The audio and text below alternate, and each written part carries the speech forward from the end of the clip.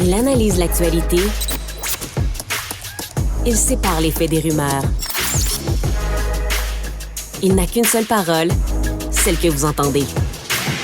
Alexandre Dubé. Culture et société.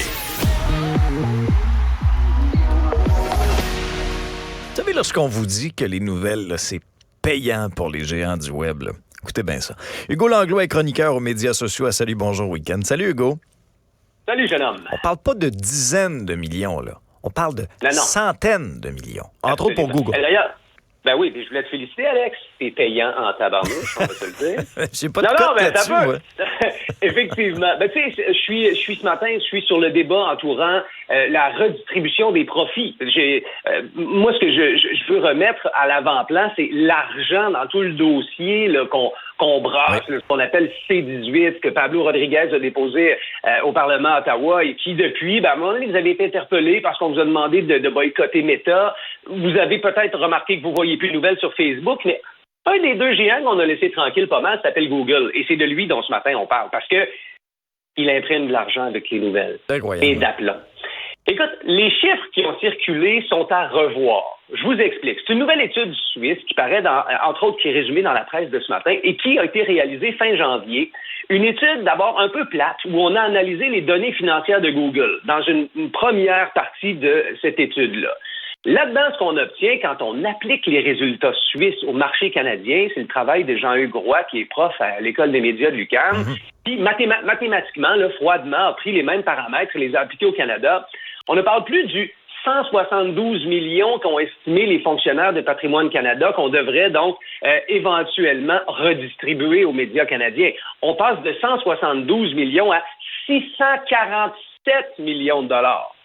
Quand on dit que c'est payant, écoute, on a dépassé le demi-milliard en redevance, pas en profit, pas en capital. Non. Redistribution d'une part que l'on évalue comme étant juste. Parce que j'ai un petit clin d'œil aux cousins français qui, eux, depuis 2021, les journalistes français et les agences de presse françaises en reçoivent des redevances de Google. C'est ça? Depuis 2021. Eux, ils en ont du partage de ces profits-là. Nous, on attend toujours parce que on n'a pas encore réussi à obtenir leur aval. Tu sais, du côté de Facebook, on s'est retiré. Google continue de pas trop vouloir s'obstiner. Google, qui était devant le comité du patrimoine canadien il y a quelques mois, nous disait, écoutez, on le sait là qu'il y a un certain profit là, qui est généré à partir de nos nouvelles, mais on pense que c'est pas si important.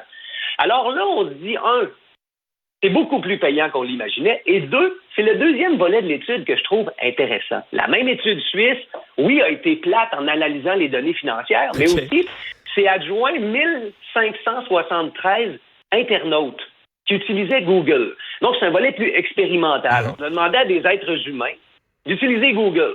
Et ensuite, on les a interrogés sur leur expérience. Ce qu'on réalise, Alexandre, 70% des utilisateurs, 7 sur 10, préfèrent la version avec du contenu médiatique, avec des nouvelles.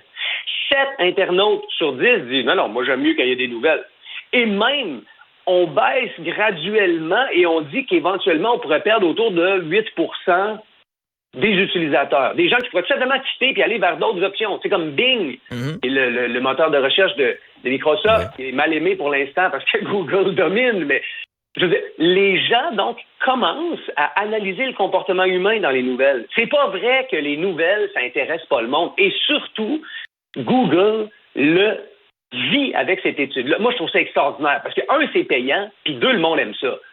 Alors, j'ai l'impression qu'on est en train de jouer au chat à la souris parce qu'ailleurs, on l'a fait, on a redistribué.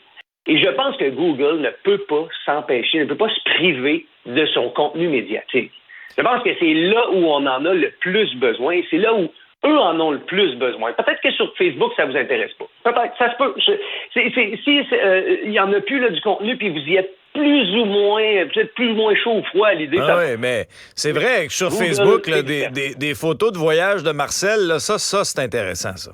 Ça, moi, j'apprends des affaires avec ça. Là. Il fait des beaux portraits, Marcel. Marcel, en speedo, à Caillou Coco, là, moi, je te dis que ça va changer ma journée. Mais des débats de société, des échanges de faits. Mais Hugo, moi, je l'ai senti un peu dans l'attitude de Google. J'ai l'impression que Google est un peu moins fermé que Meta et Mark Zuckerberg là, qui essaient de jouer au plus fort en disant, moi, je suis plus fort que les gouvernements, puis je suis au-dessus de ça, moi. Ouais. Mais tu sais, Google, c'est une machine à imprimer de l'argent. C'est une machine à imprimer de l'argent dans plusieurs domaines, que ce soit dans la téléphonie avec les Android. Je te parlais de Chrome, qui est le moteur dans le navigateur. Et ensuite de ça, il y a toute la question, dans le fond, du Google for Businesses et même du Google pour les écoles. Et Google est implanté vraiment à plusieurs niveaux. Ils n'ont pas le même détachement.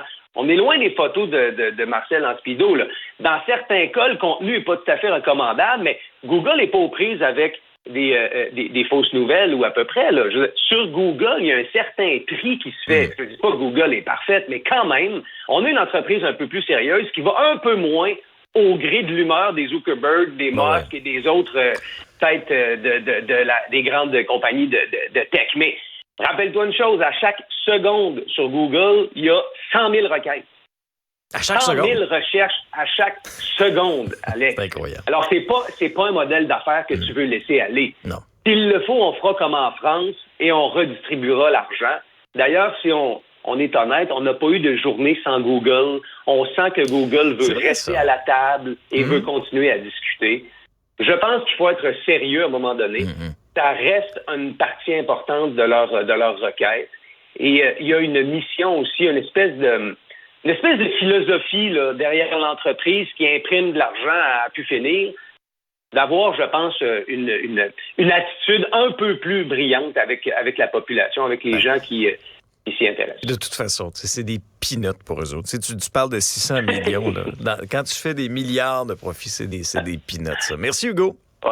Plaisir. Salut.